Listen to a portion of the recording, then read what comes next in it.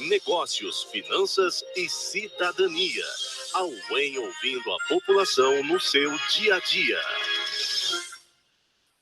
Olá, muito bom dia! Seja bem-vinda, seja bem-vindo. Hoje é sexta-feira e hoje é sexta-feira 13. Vai vendo se pode. Pode! Hoje é dia do economista. Um abraço a todos os nossos economistas. Nós estamos começando agora, ao vivo pela UEM FM, o nosso programa Justiça, Negócios, Finanças e Cidadania, a Universidade Estadual de Maringá, ouvindo a população no seu dia a dia. Hoje é o nosso programa de comemoração número 15. O programa faz divulgação de pesquisas, eventos e entrevistas de interesse acadêmico e social sobre aspectos relacionados ao seu dia a dia, ao meu dia a dia, ao nosso dia a dia. O programa Justiça, Negócios, Finanças e Cidadania é um projeto de extensão do CSA, que é o Centro de Ciências Sociais Aplicadas da Universidade Estadual de Maringá. Está registrado e aprovado sob o número 565/2021. O CSA, para você que não sabe, está chegando agora, é dividido em departamentos com seus respectivos cursos. Departamento de Economia, aos nossos economistas hoje que nos acompanham, os nossos parabéns pelo seu dia. Departamento de Administração, de Direito Público, de Direito Privado e Processual e Departamento de Ciências Contábeis. O CSA oferece para toda a comunidade graduação e também pós-graduação. Nosso programa vai ao ar às sextas-feiras, você acompanha pela rádio ao vivo às 10 horas e tem reapresentação às segundas-feiras às 8 da noite. Você nos acompanha também pelo Facebook da rádio e ainda você se inscreve no nosso canal no YouTube, dá o seu like, nos acompanha, interage no nosso Instagram, @UEMFM. Este é um programa de rádio com imagem. Você vê os nossos convidados aqui também, tá bom? Já estamos na era da modernidade. Eu sou Marcelo Henrique Gaudioli, estou no estúdio 2 da Rádio UEM FM, no estúdio 1 Everton Vieira, nas transmissões e redes sociais, a nossa acadêmica de direito aqui da UEM, a Mislaine Souza. Oi, Mislaine. Na UEM TV, o Ronaldo Vanzo. Oi, Vanzo. Divulgação institucional, André Scarati, a jornalista Camila Cantoia. Na secretaria da ASC, a Lúcia Bianchi Costa. E a assessoria de comunicação é do assessor Elias Gomes de Paulo. O nosso tema de hoje: feminismo negro e o mercado de trabalho. Prestem atenção, feminismo negro e o mercado de trabalho. Não só ao longo dos últimos anos, como nos dias de hoje, o feminismo traça uma viagem histórica e política no combate às desigualdades existentes entre os gêneros, as classes, as lutas pelas liberdades e pelo Estado democrático de direito. Falar de feminismo, num todo, já demonstra uma desmocratização marcada pela disparidade de direitos. Falar de feminismo negro, então, é expor uma mesma luta de maneira ainda mais recortada, tendo em vista as especificidades das mulheres negras que não tiveram suas pautas contempladas no feminismo de modo mais amplo. Mulheres negras são desfavorecidas em vários aspectos da vida social, e isso comprovam-se tanto na maneira teórica e histórica quanto de maneira prática. Para falar sobre isso, a nossa convidada especial está aqui, a professora doutora Josiane Silva de Oliveira. Ela é doutora em administração pela Universidade Federal do Rio Grande do Sul, com estágio na Université de Québec, no Canadá, e pós-doutora em Administração de Empresas e Estudos Organizacionais, realizado na Escola de Administração de Empresas da Fundação Getúlio Vargas. Ela também tem atuação concentrada no campo dos estudos organizacionais e do direito, a partir de uma perspectiva antropológica, com focos nos estudos baseados em práticas, artes e culturas, gênero e raça, ou seja, feminismos negros. Atua também como pesquisadora no Núcleo de Estudos Interdisciplinares Afro-Brasileiros, aqui da Universidade Estadual de Maringá, o nosso NEIAB. Também é membro da Associação Brasileira de Pesquisadoras e Pesquisadores Negros e Negras, professora do Programa de Pós-Graduação em Administração pela Universidade Estadual de Maringá e do Programa de Pós-Graduação em Administração pela Universidade Federal de Goiás. Ainda é colunista sobre mulheres negras e o campo jurídico brasileiro da Associação Nacional de Advocacia Negra. Nós temos a satisfação de receber a professora doutora Josiane Silva de Oliveira. Que bom que você está conosco. Bem-vinda, professora, bom dia. Bom dia Marcelo, bom dia Gisele, bom dia pessoal. É um prazer estar aqui nessa sexta-feira 13, conversando sobre esse tema que é tão importante para a gente, para toda a sociedade, não só no Brasil, mas no mundo também, né? Muito obrigado pela presença. Bom, está comigo aqui também minha parceira de lives, a idealizadora desse projeto e coordenadora deste programa, professora doutora Gisele Mendes de Carvalho. Ela é diretora do CSA, o Centro de Ciências Sociais Aplicadas da UEM. Professora Gisele, seja bem-vinda mais uma vez. Estamos retomando a nossa temporada com o nosso programa. Hoje já é o de número 15. Muito obrigado, bom dia. E já dirija os cumprimentos e a primeira pergunta para a nossa convidada, por favor. Combinado, Marcelo. Bom dia a todos e todas, aos ouvintes da Rádio UEM-FM, ao Marcelo, que é o nosso mediador, e muito especialmente a professora Josiane Oliveira do DAD, e também do programa de pós-graduação em administração, que vai falar sobre essa temática muito relevante e atual, que é o feminismo negro. Nós vamos começar perguntando aqui, Josi, vou chamar de Josi, a Josiane, sobre a diferença, se existe uma diferença entre o feminismo e o feminismo negro. Então, obrigada pela pergunta, né? Essa é uma pergunta que sempre aparece, assim, para a gente conversar sobre por que feminismo negro, né? Será que as discussões que as mulheres negras têm feito, os questionamentos, elas não são contempladas pelo movimento feminista como um todo? E não, né? A gente sabe que nós, enquanto mulheres, nós temos as nossas singularidades e as nossas particularidades, né? Então, o movimento feminista, assim, quando ele começa a se constituir, ele vai colocar algumas pautas que as mulheres negras, elas não eram contempladas, né? Então, se a gente for pegar, por exemplo, principalmente aqui no Ocidente, a gente pega a realidade do continente americano, a gente vai ver que o movimento feminista, quando ele se constitui, ele era basicamente composto por mulheres brancas, eles traziam pautas que contemplavam a realidade das mulheres brancas. Então, se a gente for pensar no processo de colonização, a gente tinha que as mulheres brancas, elas eram obrigadas a ficar em casa, então, ser dona de casa não era uma possibilidade, era uma condição que era imposta, né? Então, o acesso ao mercado de trabalho era muito limitado. Mas quando a gente olha, por exemplo, do contexto das mulheres negras, o que a gente observa é que as mulheres negras sempre estiveram no mercado de trabalho, né? A gente olha aqui para o contexto brasileiro, quando as mulheres negras chegam aqui escravizadas, ser dona de casa, cuidar dos filhos, ficar em casa, cuidar da família, isso não era uma condição e não era uma possibilidade para as mulheres negras, por exemplo. Elas sempre trabalharam. E aí, esse trabalho que era desenvolvido por elas, por exemplo, nas fazendas, não existia uma distinção de gênero. Então, todos os trabalhos que os homens negros faziam eram os mesmos que as mulheres negras faziam. Então, observa, sempre houve algumas particularidades e algumas singularidades que, quando a gente olha para o movimento de mulheres, a gente precisa contemplar. Então, o feminismo negro, ele se constitui no sentido da gente avançar em termos de pautas que contemple as singularidades e as especificidades das constituições de gênero e das particularidades, então, que vão nos constituir enquanto grupo de mulheres. Por isso que o feminismo negro ele se faz necessário, né? Ele vai trazer, sem dúvida alguma, essas especificidades dos processos de colonização e da nossa constituição enquanto mulheres, que não vai estar na realidade das mulheres brancas, e que também não vai estar na realidade, por exemplo, das mulheres indígenas, das mulheres árabes, das mulheres palestinas, que vão ter outras questões aí que são necessárias a gente pensar, porque são pautas coletivas, né? Quando a gente fala das pautas das mulheres negras, das mulheres indígenas, das mulheres brancas, a gente está falando de sociedade. Então, a gente está falando efetivamente de pautas que são coletivas e que devem ser pensadas pela sociedade.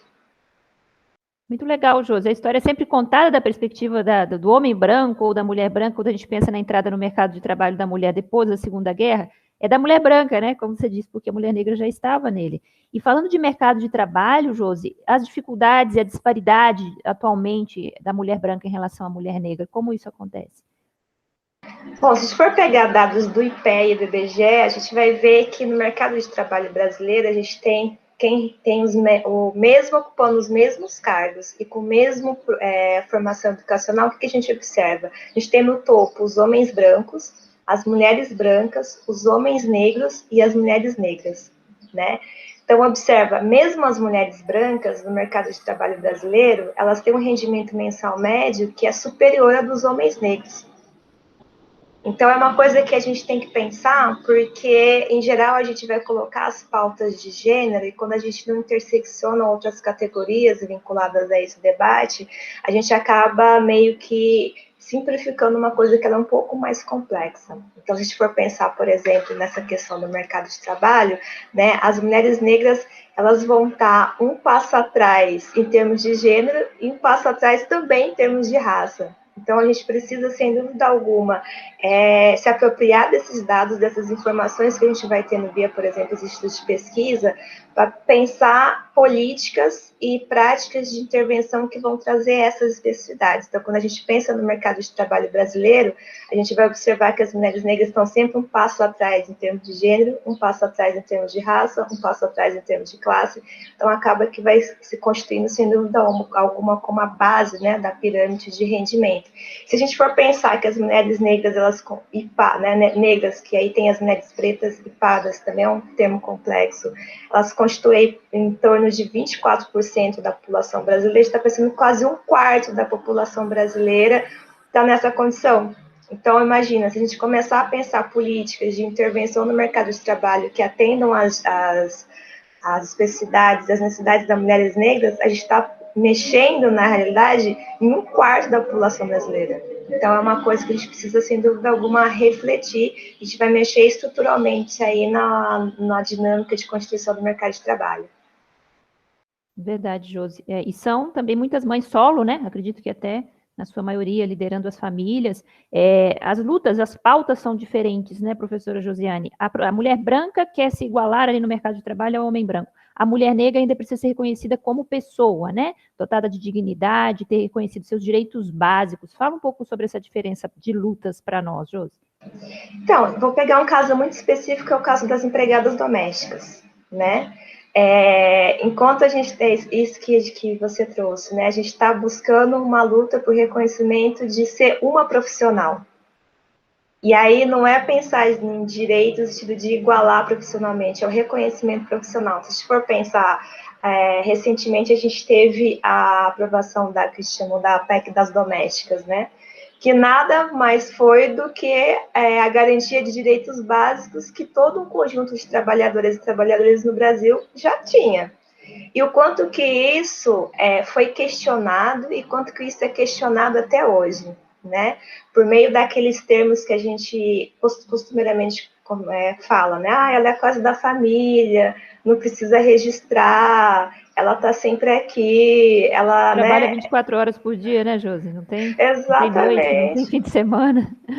E muitas vezes tem que deixar o seu próprio filho com uma outra pessoa em casa para cuidar do filho da sua patroa.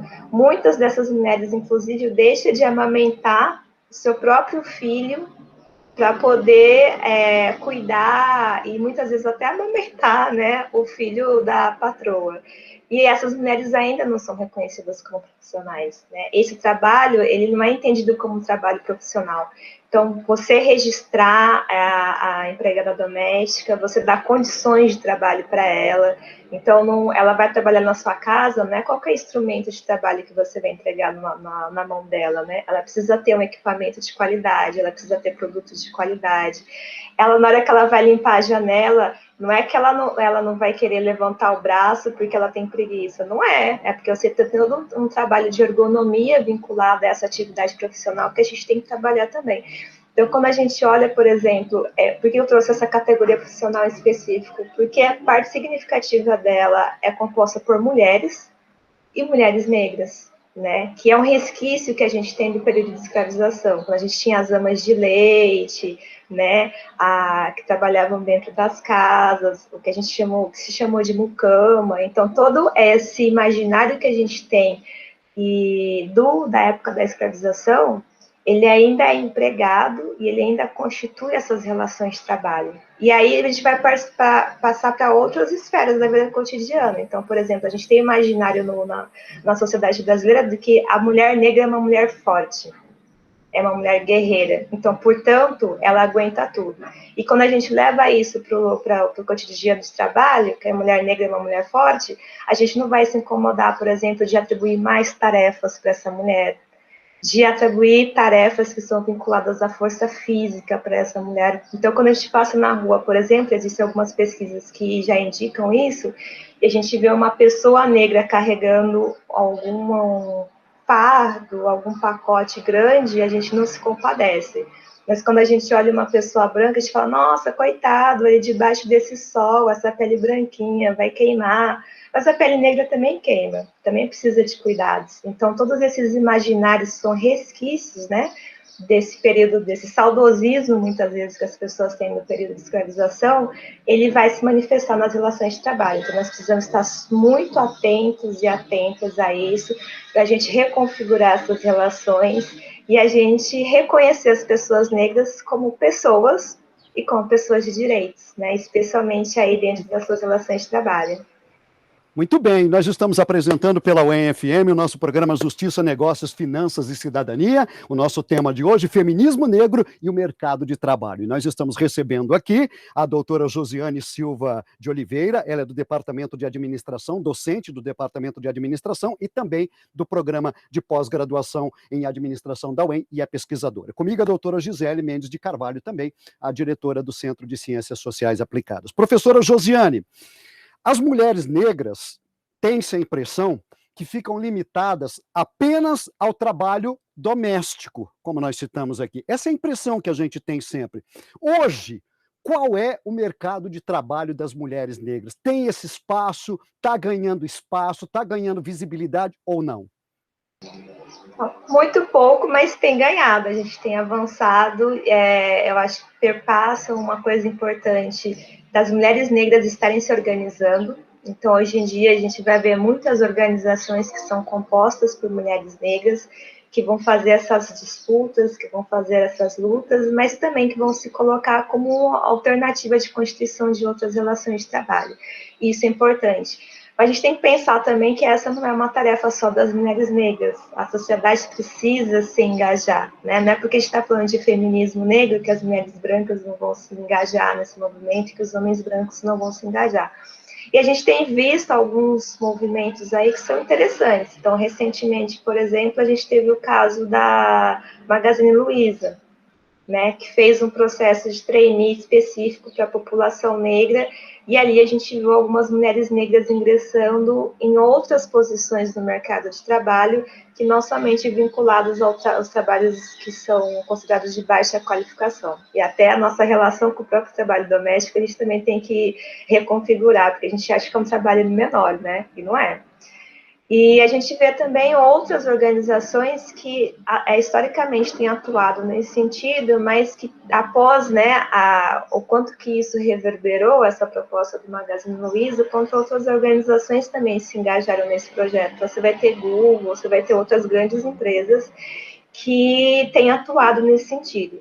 Por mais que também tenha um conjunto de problemáticas vinculadas a esse debate, né, que a gente também não vai se aprofundar aqui, mas sem dúvida alguma são iniciativas que são super importantes e que a gente precisa se engajar para fortalecê-las, para também pensar como é que eu, enquanto indivíduo, posso me engajar dentro dessa dinâmica da gente efetivamente implementar um projeto de reparação histórica.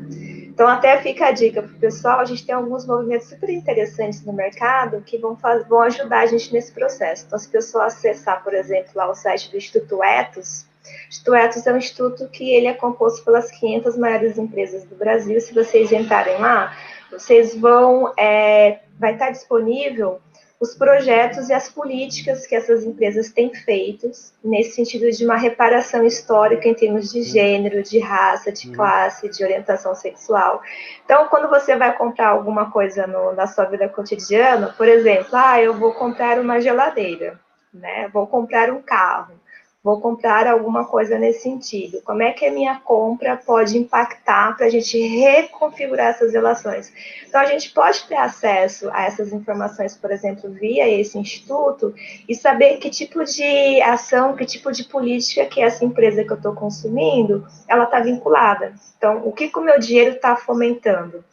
Né? Que tipo de projeto político que ele está engajado, que tipo de projeto político que ele tem compromisso com a sociedade brasileira, né? E aí, daí vai N políticas, aí vai de gênero, de raça, a questão ambiental, a questão indígena. Então, se a gente procurar um pouco e ter um pouco mais de compromisso em relação a isso, a sociedade como um toda pode se engajar e fomentar essas políticas e essas práticas para a gente romper com essa lógica de desigualdade e efetivamente caminhar aí para um projeto de sociedade que ele seja mais igual, né?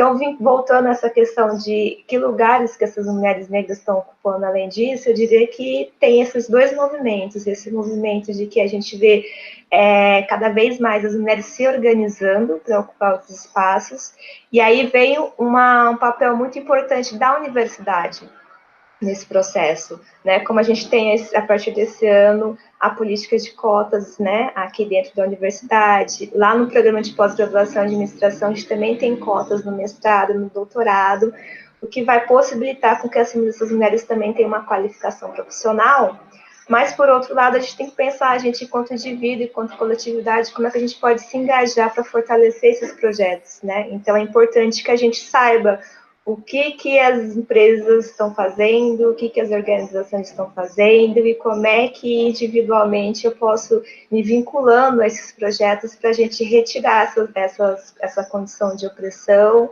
essa condição de desigualdade, essa dinâmica estrutural que a gente tem na sociedade brasileira. Então, é super importante, né? Para o pessoal que está nos ouvindo ou nos assistindo agora, pensem nisso, né? Quando a gente vai consumir alguma coisa, o que a gente está funcionando, o que a gente está financiando, né? Se a gente quer efetivamente transformar a sociedade, a gente tem que pensar em todas as nossas práticas da vida cotidiana e perpassa também a gente entender se a gente quer combater o racismo, se a gente quer efetivamente ser antirracista, a gente também precisa pensar as nossas práticas econômicas, já que hoje também é dia do economista, né?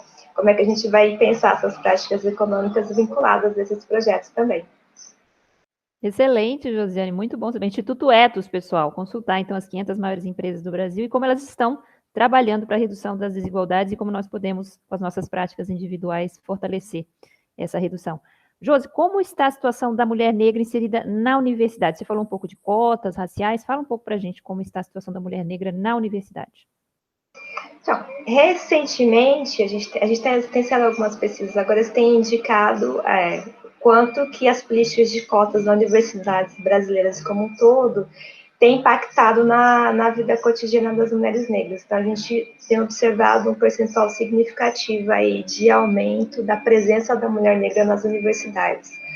Mas essa presença ainda ela acontece em cursos vinculados, cursos que são ofertados no período noturno, porque parte significativa dessas mulheres precisam trabalhar ao longo do dia, ou como você também lembrou a gente, são mães solos, são mulheres que são responsáveis pela principal fonte de renda da família.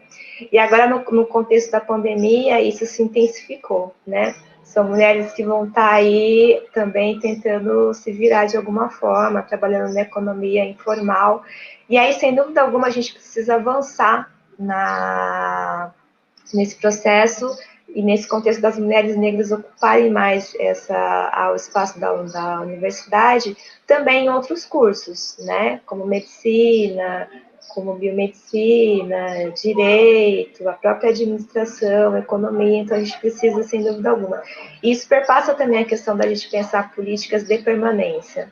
E aí, políticas de permanência não é somente a questão financeira, a universidade estar preparada para acolher essas mulheres, porque é isso, são mulheres que vão ser mães, e aí o que a universidade pode oferecer em termos de práticas pedagógicas para fazer esse acolhimento, né? A gente precisa também pensar dentro desse sentido as referências que a gente utiliza nas nossas disciplinas, se são referências que vão oferecer esse acolhimento de debate, de discussões.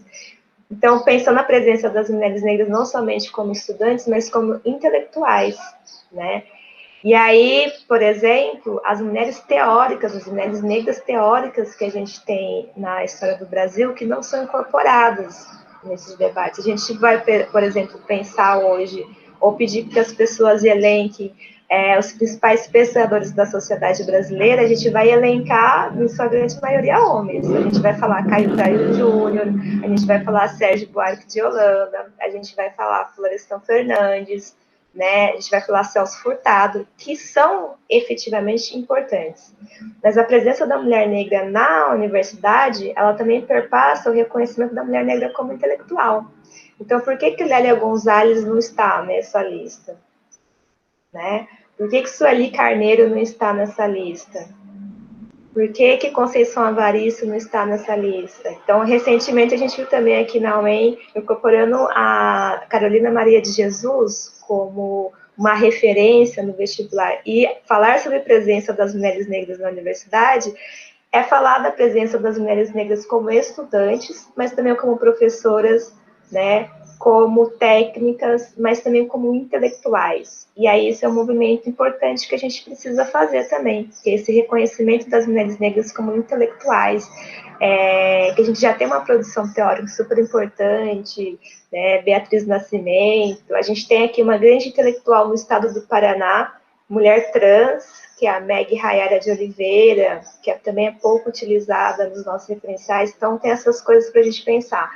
Por um lado, a questão das políticas de cotas e de permanência nas universidades, que a gente vai refletir sobre as mulheres estudantes e acadêmicas, que é super importante, mas também pensar essa presença das mulheres negras como mulheres negras intelectuais, né? E aí pensar esses mecanismos de incorporação dessa produção também, né, de reconhecimento como um pensamento social brasileiro, como mulheres que vão pensar e vão propor, né, soluções aí também para a gente pensar na sociedade. Verdade, Josiane. Estava lembrando, essa semana a gente comemorou também o Dia do Advogado, dia 11 de agosto, e a primeira advogada negra do Brasil, ela não era nem propriamente advogada, Esperança Garcia, uma mulher escravizada, que denunciou maus tratos, isso em 1770, lá no Piauí. Escreveu uma carta ao presidente da província denunciando isso e ficou conhecida como a primeira advogada negra do Brasil. Muito legal. Josiane, em relação às cotas, né, da universidade, as cotas para pessoas negras que foram aprovadas no dia 20 de novembro de 2019, Dia da Consciência Negra, como isso pode impactar na entrada? Você já falou da necessidade também de inclusão e de manutenção, né, de permanência das pessoas negras na universidade, mas como esse sistema de cotas para pessoas negras pode impactar na entrada da mulher negra no mercado de trabalho? Então, aí ela vai uma questão super importante, a questão do processo de formação também, né? Então, a gente tem que pensar que a universidade, ela faz parte da comunidade, né? Que é isso que a gente está fazendo aqui. Quando a gente está nesse programa, sem dúvida alguma, a gente está dando uma resposta para a comunidade do trabalho que a gente faz aqui, né? E esse diálogo que a gente está tendo aqui, sem dúvida alguma, para a gente evidenciar para a população que esse dinheiro que está sendo investido aqui na universidade, ele tem um retorno. E o principal retorno dele, sem dúvida alguma, é a gente formar pessoas qualificadas do ponto de vista profissional, do ponto de vista pessoal, para fazer intervenções na sociedade, né? Então, a importância dessa política de cotas, ela vem no sentido de possibilitar o ingresso das mulheres negras no mercado de trabalho, na universidade, porque a gente sabe que parte também significativa dessas mulheres vai ter acesso às condições precárias também que a educação pública passa no país, né? Então, às vezes, a gente olha para a política de cotas de uma forma isolada, a gente tem que pensar ela de uma forma processual, né? Ela é uma forma de reparação e ela não termina em si mesma, né? O que a gente queria é não necessitar de políticas de cotas. E o que a gente espera é que daqui a alguns anos ela também não se faça necessária. Mas enquanto ela for necessária para a gente fazer essas políticas de reparação, a gente precisa delas. E a gente precisa delas como instrumento para a gente pensar num contexto maior e como é que a gente vai reformular essa questão da educação pública no país. Mas, a despeito disso, essas políticas de cotas também elas vêm nesse sentido dessa reparação, né, de possibilitar criar essas oportunidades para que essas mulheres tenham acesso, porque não é um problema delas, não é que não é uma questão de menos capacidade, não é isso. A questão é que você não teve acesso a um processo educacional que possibilitou você ter todos os instrumentos ali para você competir de igual para você entrar numa universidade. Então, a política de cotas ela é uma política de reparação nesse sentido, mas está vinculado a esse debate mais amplo da gente pensar a educação pública. E aí, quando a gente possibilita esse acesso, a gente, sem dúvida alguma, possibilita bom, eu já falei, né? A gente está falando aqui de 25% da população brasileira. Então, imagina, você tem uma política de cotas, é você intervir diretamente em 1/4 da população brasileira. Isso é muito significativo. Né? Imagine que você está pensando numa política que você vai conseguir efetivamente incluir 1/4 da população brasileira como parte de uma política pública para ter acesso à universidade. Então, isso é muito significativo. E, além do acesso, você tem, sem dúvida alguma, a questão da qualidade do ensino. Também a gente sabe, né, como que a UEM tem essa possibilidade de oferecer uma formação de qualidade para essas mulheres.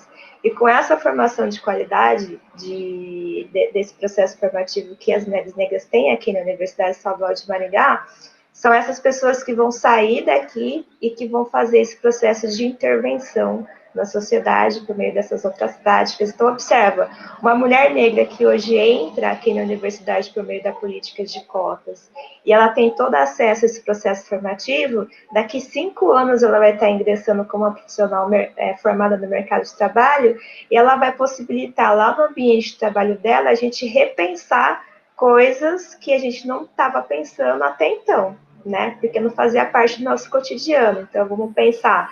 E aí, como é que isso se efetiva? Eu sempre converso com os estudantes, né? A gente é da área da administração, é pensar, por exemplo, um outro horário de trabalho. Então, por exemplo, se eu estou se eu vou ser gerente de uma organização e que ela não tem um problema de horário com vínculo do comércio, por exemplo, em vez de eu abrir meu trabalho às 8, por que eu não posso abrir às 9? Para dar tempo dessa mulher passar, deixar a criança na creche e trabalhar. Porque ela não pode sair um pouco mais tarde para não pegar o horário de pico. Então, agora mesmo no contexto da pandemia, né? Por que a gente não repensa, por exemplo, os horários de trabalho, os fluxos de trabalho, de forma a não aglomerar?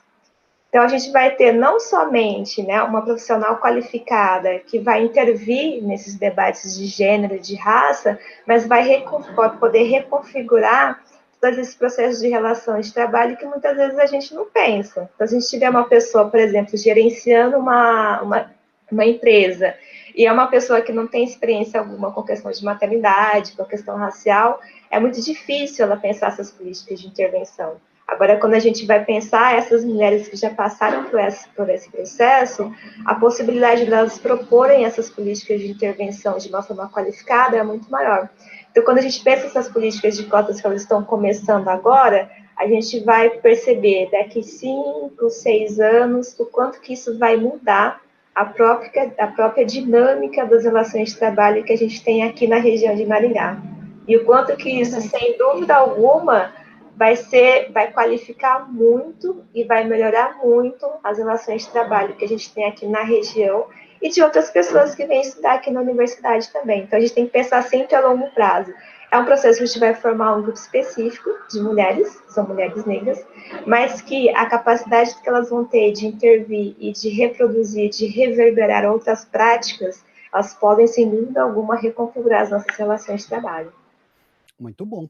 Nós estamos apresentando pela UEM-FM ao vivo o programa Justiça, Negócios, Finanças e Cidadania. Você sabe, sempre às sextas-feiras, ao vivo, às 10 horas da manhã. O nosso tema de hoje, feminismo negro e o mercado de trabalho. E nós estamos recebendo aqui com muita honra a professora doutora Josiane Silva de Oliveira. Ela é do Departamento de Administração aqui da UEM e também é docente do programa de pós-graduação em Administração da Universidade, além de ser pesquisadora. Comigo no programa, a doutora Gisele Mendes de Carvalho, que é diretora do Centro de Ciências Aplicadas da Universidade Estadual de Maringá. Professora Josiane, falamos aí num contexto da mulher lá no mercado de trabalho. Vamos trazer essa mulher aqui para a nossa universidade, com as suas cotas, com o seu espaço. O que a gente percebe é uma falta de representatividade nas universidades, eu estou falando aqui da nossa, de docentes negras. Isso não deveria despertar um debate, uma discussão um pouco maior, ou dá a impressão que isso parece que é natural, é assim mesmo, são menos docentes, menos no campo de trabalho, menos na universidade, seja nos bancos ou seja ensinando, e você já falou aí que não é por falta de capacidade, porque elas têm, isso não pode ser uma coisa natural, não é? Marcela, um problema que a gente tem na sociedade é isso, da gente naturalizando as condições de desigualdades, né? É a gente naturalizar a gente andar na rua e ver pessoas em situação de rua, é a gente naturalizar a violência contra a mulher, e aí a gente vai naturalizar de N formas, então, é porque é ciumento, é porque é isso, é porque é aquilo, a gente vai naturalizando.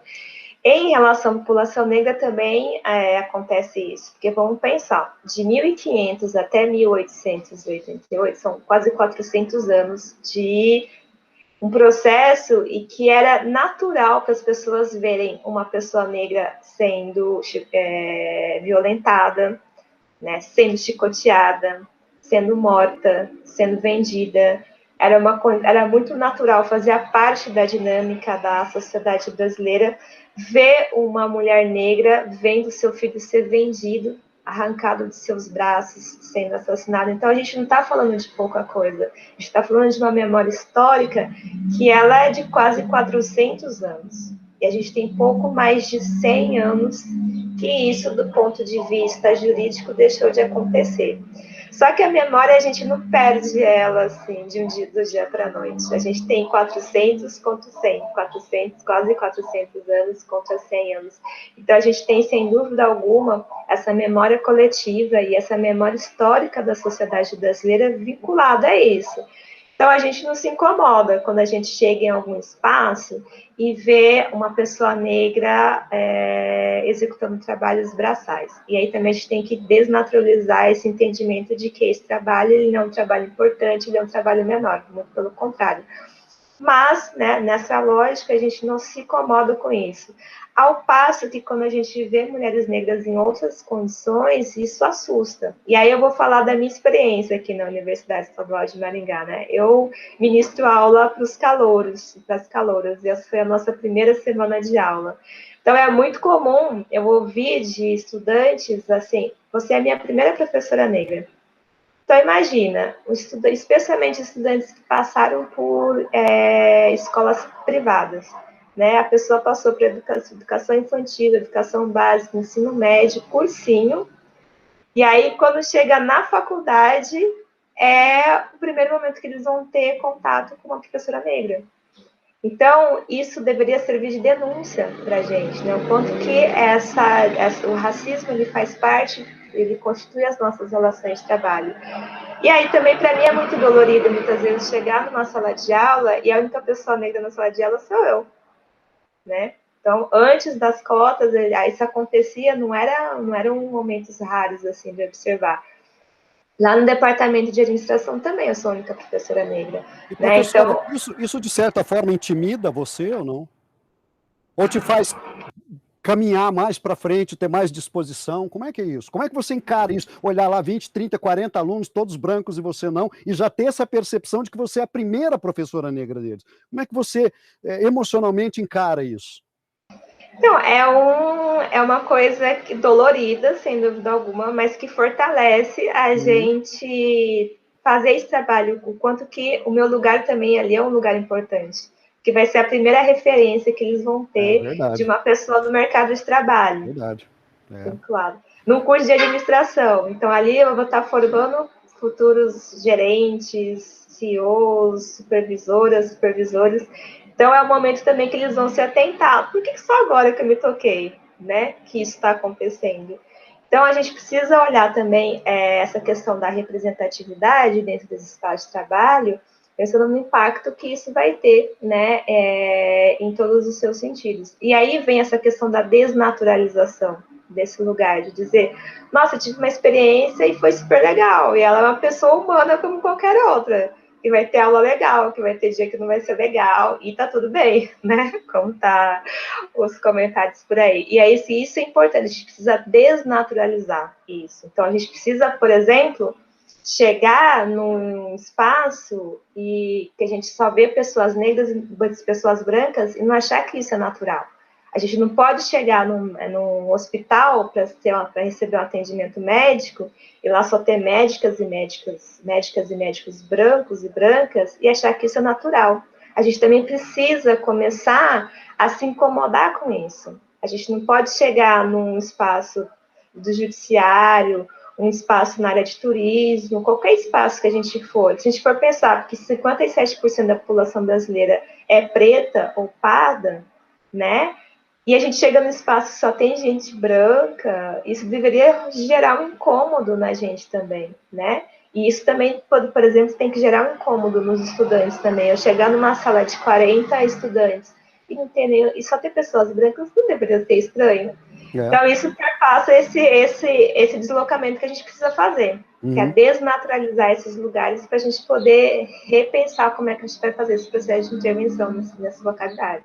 É verdade. Nós, como universidade, né, e como veículo de comunicação, temos essa obrigatoriedade de mostrar essa diferença existente para uma igualdade, para uma conexão, para uma conversão de igualdades. Bom, eu tenho que caminhar para o final, a professora Gisele tem uma pergunta, mas eu vou aproveitar, já que nós estamos falando de feminismo negro e mercado de trabalho.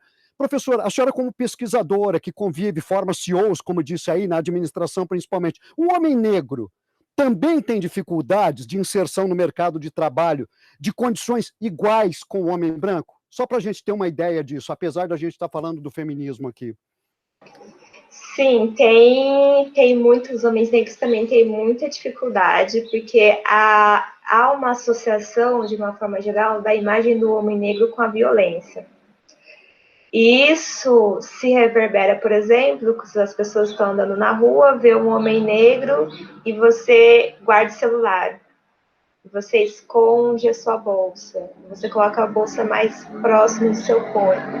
Então, também, em relação aos homens negros, existe esse processo também que a gente precisa desconstruir, mas principalmente colocando como uma questão principal aqui, a gente desvincular essa imagem do homem negro com a questão da violência, porque isso vai gerar uma série de questões. Por exemplo, colocar o homem negro como um profissional de segurança pública ou de segurança privada. Então, quando a gente olha para um homem negro que ele é segurança, a gente não assusta, porque existe essa associação da imagem do homem negro com a questão da violência.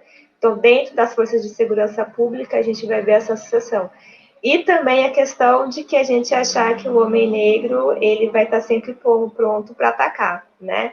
Então, isso no ambiente de trabalho, isso vai impactar essas diferentes coisas. Então, é isso que eu já falei. A gente olha para o mercado de trabalho brasileiro, o homem negro recebe, em média, menos do que a mulher branca, né? Então, essa é uma questão que a gente também precisa pautar e que o feminismo negro também vai pautar. E aí foi bom você tocar nesse assunto, porque quando a gente fala sobre feminismo, e aí feminismo negro, feminismo branco, feminismo árabe, feminismo indígena, a gente acha que fala só sobre mulher. E não é. E falar sobre, na realidade, o que todos os movimentos feministas vêm trazer é uma discussão de como é que a gente pode repensar a nossa sociedade. Isso faz parte de discutir masculinidade, discutir a questão do homem também, né? Que faz parte das debates do feminismo. Que bom.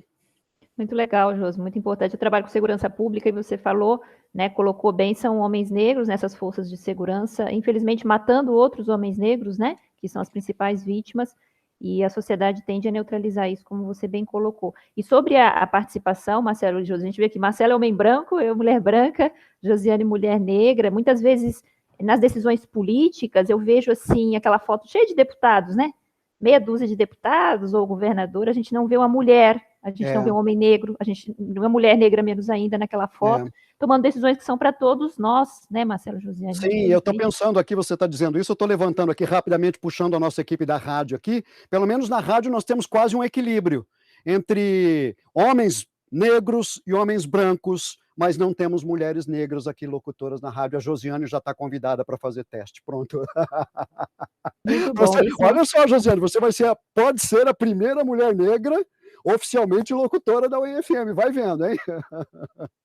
Obrigada, Marcela. Já vou pedir para minha chefia lá. Olha, vou fazer um projeto de extensão lá na rádio.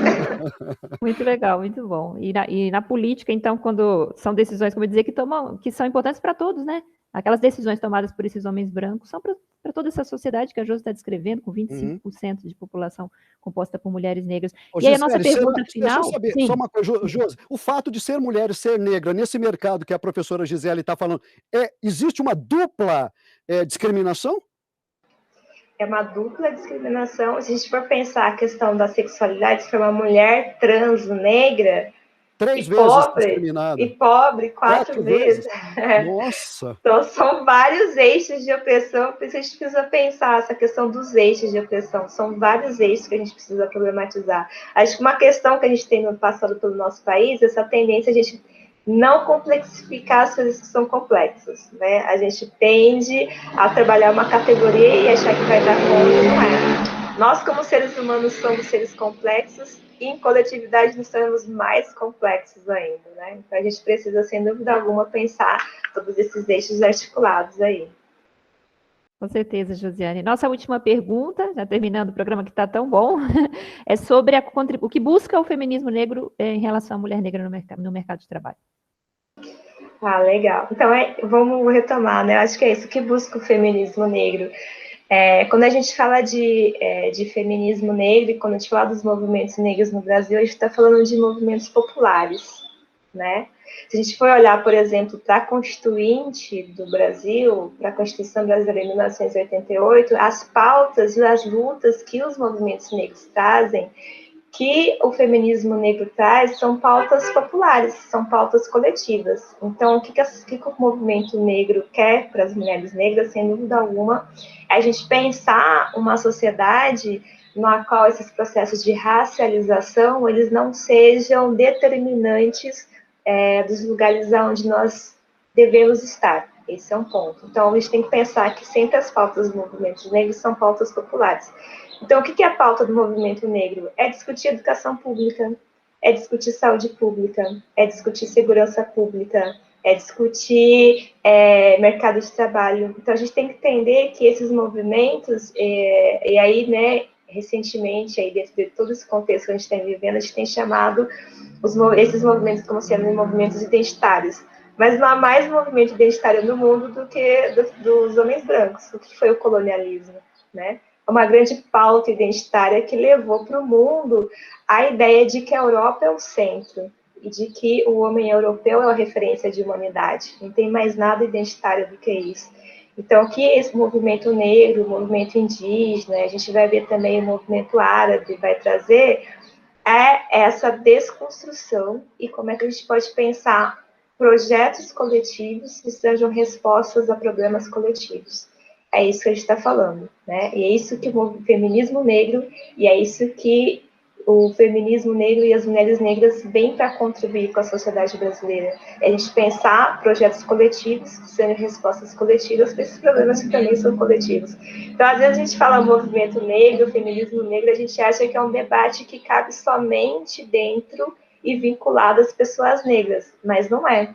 O que esses movimentos vão pensar para as mulheres negras são mecanismos de intervenção, outros modos de organizar, que vão reconfigurar essas relações e vão trazer essas respostas para que essas mulheres não sejam mais discriminadas, para que elas também, né, nós, enquanto mulheres negras, possamos também ocupar esses espaços. Então, acho que fica para o pessoal isso, às vezes o pessoal tem um pouco de receio de discutir feminismo negro, né, pautas feministas, pautas identitárias e tudo mais assim, mas, gente, não tenham medo de ler, não tenham medo de se informar, porque o que as feministas querem efetivamente é pensar uma sociedade que não seja desigual, que uma sociedade que não seja marcada pela opressão, e, acima de tudo, o que os movimentos feministas vão trazer para a gente é pensar projetos coletivos, que a gente possa dar respostas coletivas para esses problemas que também são coletivos.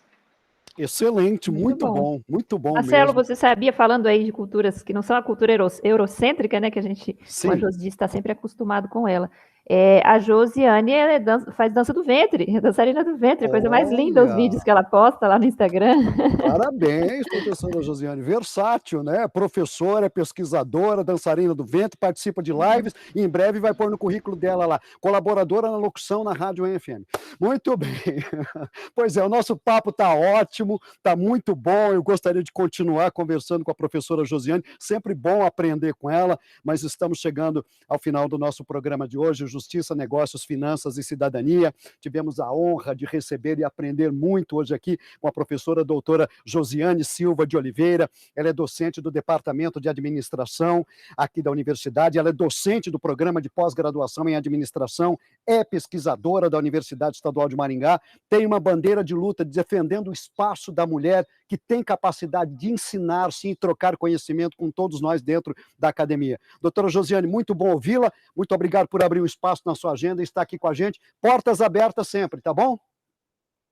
Obrigada, eu que agradeço esse super papo aqui com vocês, agradeço o espaço para a gente conversar sobre. E é isso, pessoal, não tenham medo, né? Às vezes as pessoas criaram assim esse estigma das mulheres feministas, do feminismo, mas não. O que a gente quer efetivamente é pensar projetos coletivos, pensar a questão dos homens, pensar a questão de cis, trans, pensar desigualdades como um todo. Então, leiam, participem das atividades, venham participar dos movimentos feministas, o que a gente quer efetivamente é pensar que todos e produzir, né, uma sociedade em que todo mundo tenha lugar, em que todo mundo possa se desenvolver como indivíduo e como coletividade. Então, fica aí também o convite para o pessoal que está nos ouvindo a se engajar, a ler e a participar das atividades que os movimentos feministas vêm fazer para a gente. Muito bom, muito bom. E também esteve comigo a minha parceira de programa e de lives. Esse é um programa de rádio com imagem. Você pode ver a professora Josiane, pode ver também no nosso Facebook a professora Gisele. Está aqui a coordenadora do nosso programa, doutora Gisele Mendes de Carvalho, diretora do Centro de Ciências Sociais Aplicadas da UEM. 15 programas hoje, hein, Gisele? Parabéns. Começando obrigado. A segunda temporada em grande estilo, né? Queria agradecer muito mesmo a Josiane por estar nesse 15º programa, por estar no nosso programa Justiça, Negócios, Finanças e Cidadania, e fazer, como ela disse, né, convidar as pessoas a conhecerem essa pauta identitária tão importante como é o feminismo negro. Fiz questão de convidar a Josiane também essa semana, Marcelo, porque postei um vídeo que falava sobre a mulher e a violência psicológica contra a mulher. E os comentários não param de chegar, e são comentários que a gente pensa que não deveriam mais existir, né? Acabou de vir um aqui, ó, feminicídio é uma aberração, só existem leis para as mulheres, né? As mulheres são florzinhas, olha só o comentário do sujeito. Então, a gente acha que não existe, mas existe ainda um machismo estrutural terrível na nossa sociedade. E a gente tem que trabalhar, como faz a Josiane, para superá-lo, né? Para que a nossa sociedade seja mais igualitária e mais justa também. E que bom, muito né, obrigada. Gisele, que a UEM-FM, o pensamento da universidade é de dar espaço, e a gente consegue aqui no espaço democrático de 1 hora, numa rádio, dar espaço para falar desses assuntos, né? Muito importante. Muito obrigada aos ouvintes, ao Marcelo, à equipe da UEM-FM, principalmente a professora Josiane, do Departamento de Administração. O programa Justiça, Negócios, Finanças e Cidadania é a UEM ouvindo a população no seu dia a dia. Vai ao ar às sextas-feiras às 10 horas. Tem reapresentação às segundas-feiras às 8 da noite. Você nos acompanha também pelo Facebook. Temos um canal no YouTube. Se inscreva, compartilhe, comente, dê o seu joinha e você vai receber notificações dos nossos programas. Eu sou Marcelo Henrique Gaudioli. Quem me vê, estou no estúdio 2 da Rádio UEM FM. No estúdio 1, na mesa de áudio, está o Everton Vieira. Nas redes sociais, a nossa acadêmica de Direito, a Mislaine Souza, na UEM TV o Ronaldo Vanzo, a divulgação institucional é do André Scarati, da jornalista Camila Cantoia, na secretaria da ASC a Lúcia Bianchi e na assessoria de comunicação o Elias Gomes de Paula. Para encerrar, eu vou deixar uma música. Hoje, em homenagem, eu sempre deixo no programa uma música, já que a UEM tem uma música, uma programação de qualidade, uma programação musical acima de qualquer suspeita. Eu elenquei rapidamente aqui algumas mulheres negras cantoras. Vai vendo. Alcione, Ivone Lara, Elza Soares, Sandra de Sá, Isa, Martinalha, Ludmilla, muitas delas aqui, só algumas que desfilam aqui no palco da UEM-FM. Então vou pedir para o Everton, de 1 a 7 aí, um número para mim para a gente tocar. Vou fazer um sorteio, é democrático aqui, ele falou 4. 4 é Sandra de Sá. Então vai na nossa playlist, que voz que tem a Sandra Cristina Frederico de Sá. Ela canta muito. Tem uma música dela que é do Macau, que chama-se Olhos Coloridos. Então, homenagem às mulheres, ao feminismo negro e essa bandeira que a gente ajuda a levantar para encerrar o nosso Justiça, Negócios, Finanças e Cidadania no palco da 106,9 do Macau, Sandra de Sá, Olhos Coloridos. Obrigado, bom final de semana, cuidem-se bem e até a próxima sexta-feira. Tchau, pessoal.